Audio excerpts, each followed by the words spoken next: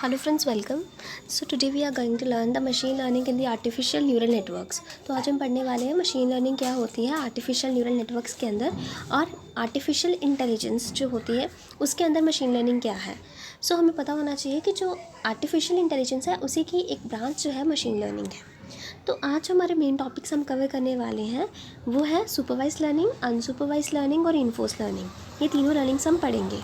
सबसे पहले हमें पता होना चाहिए लर्निंग क्या होती है, लर्निंग स्ट्रैटेजीज़ क्या होती है. आर्टिफिशियल न्यूरल नेटवर्क्स हमें पता है कि हम इस तरह से मशीन में डेवलप करने चाहते हैं कि इस तरह के न्यूरल नेटवर्क्स को डेवलप करना चाहते हैं जिस तरह से हमारे ह्यूमंस होते हैं. ह्यूमन के अंदर क्या है, यहाँ पे ह्यूमन ब्रेन होता है. तो ह्यूमन ब्रेन जो होता है वो भी हमारा न्यूरल नेटवर्क के कलेक्शन से बनता है.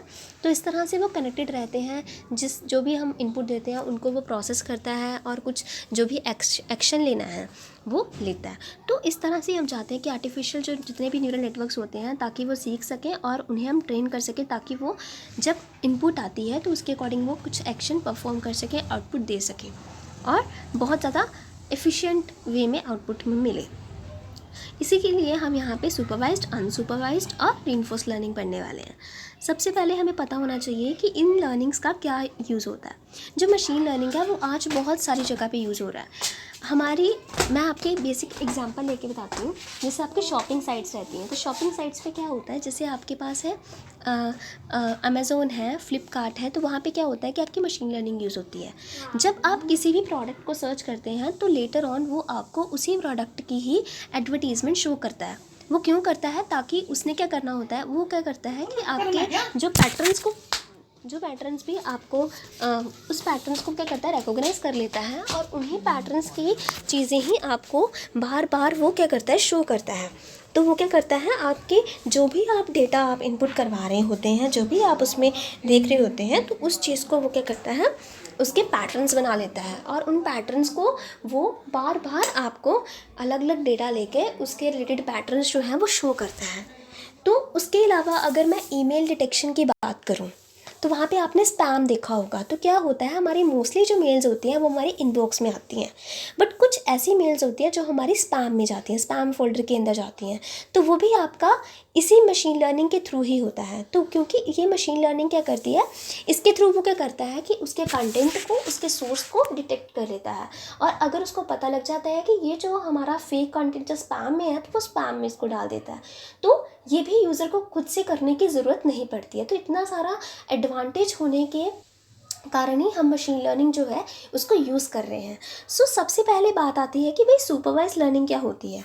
सुपरवाइज लर्निंग में क्या होता है कि आप डेटा और जो आउटपुट्स हैं वो पहले से ही जो मशीन होती है उसको पता होता है कि इस पर्टिकुलर इनपुट पे वो क्या आउटपुट करेगा.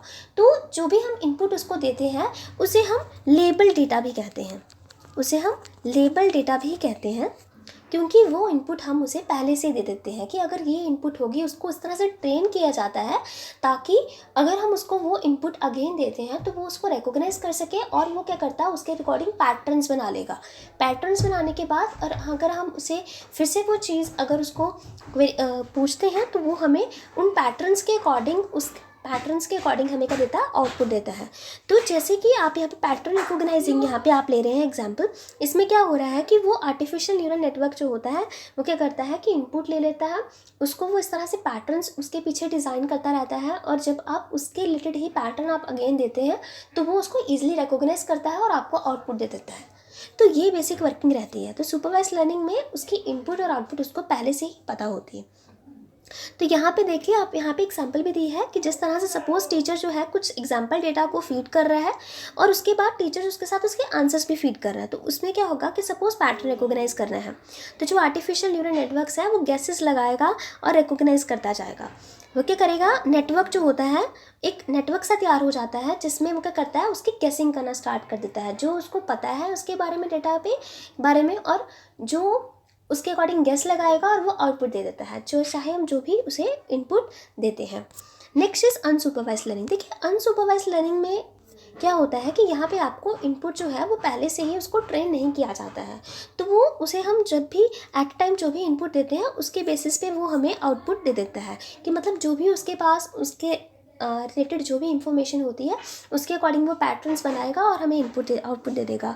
तो यहाँ पे आपके पास कोई भी एग्जाम्पल डेटा सेट आप पहले से फीड नहीं करते हैं विद द आंसर्स, और यहाँ पे आपकी जो सर्चिंग टेक्निक यूज़ होती है फॉर द हिडन पैटर्न्स के लिए, यहाँ पे क्या करता है वो क्लस्टरिंग करता है कि जो उसे लगता है कि ये मतलब ये जो सारे एक जैसे लग रही हैं सारे के सारे इनपुट्स, तो उनको एक जगह पे उनका डेटा को कलेक्ट करके एक जगह पे लगा देता है, और जो दूसरा उसे लगता है कि ये थोड़ा डिफरेंट है उससे, तो उनका वो अलग से सेट बना लेता है। तो इस तरह से यहाँ पे क्या परफॉर्म होती है, क्लस्टरिंग परफॉर्म की जाती है।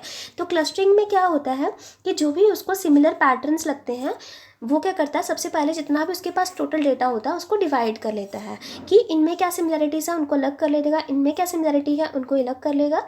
इस तरह से वो उनको अलग अलग कर लेता है और एक यहाँ पर एक नेटवर्क सा पैटर्न सा क्रिएट कर लेता है, और लेटर ऑन जब भी हम उसे इनपुट देते हैं तो उसी बेसिस पर ही वो उन्हें कैटेगराइज करता है, क्योंकि उसके पास उससे पहले कोई भी इनपुट या उसके रिलेटेड डेटा के जो रिलेटेड उसके पास कोई भी इनपुट नहीं है कि उसे किस तरह की आउटपुट शो करनी है।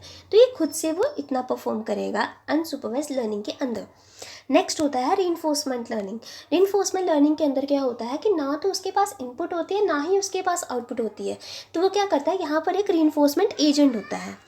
यहाँ पर हमारे पास एक रीइंफोर्समेंट एजेंट होता है। रीइंफोर्समेंट एजेंट क्या करता है कि इनपुट के बेसिस पे आउटपुट जो है वो रिकॉग्नाइज करने की कोशिश करता है। जैसे आप यहाँ पे देख सकते हैं ये कैसी स्ट्रेटेजी होती है जिसमें ऑब्जर्वेशंस ऑन ऑब्जर्वेशन क्या करता है वो डिसीजन लेता है। यहाँ पे वो डिसीजन लेगा जस्ट ऑब्जर्व करके इन्वायरमेंट को। तो अगर तो उसको ऑब्जर्वेशन जो है, अगर आप देख सकते हैं कि अगर ऑब्जर्वेशन नेगेटिव है तो वो क्या करेगा, जो नेटवर्क है वो अपने वेट्स को एडजस्ट कर लेता है इस तरह से ताकि वो डिफरेंट जो है डिसीजंस ले सके नेक्स्ट टाइम। तो इसमें क्या है, यहाँ पे आपके पास एक रीइंफोर्समेंट एजेंट रहेगा जिसके पास ना तो लेबल डेटा के बारे में कुछ जानकारी है ना ही उसके पास कोई इन्फॉर्मेशन है आउटपुट डेटा के बारे में। तो यहाँ पे एक रीइंफोर्समेंट एजेंट है जो क्या करता है, क्लासिफिकेशन करता है। तो ये 3 तरह की लर्निंग्स जो है वो मशीन लर्निंग में बहुत ज़्यादा यूज़ होती हैं, आपको इनके बारे में नॉलेज होना बहुत ज़रूरी है। So thank you friends, if you like my video please like share subscribe my channel, and if you have any query you can ask in the comment section. और अगर आपने अभी तक मेरे चैनल को सब्सक्राइब नहीं किया है तो प्लीज़ सब्सक्राइब कीजिए ताकि आपके पास सारे लेटेस्ट नोटिफिकेशंस आपको मिल जाएं। Thank you.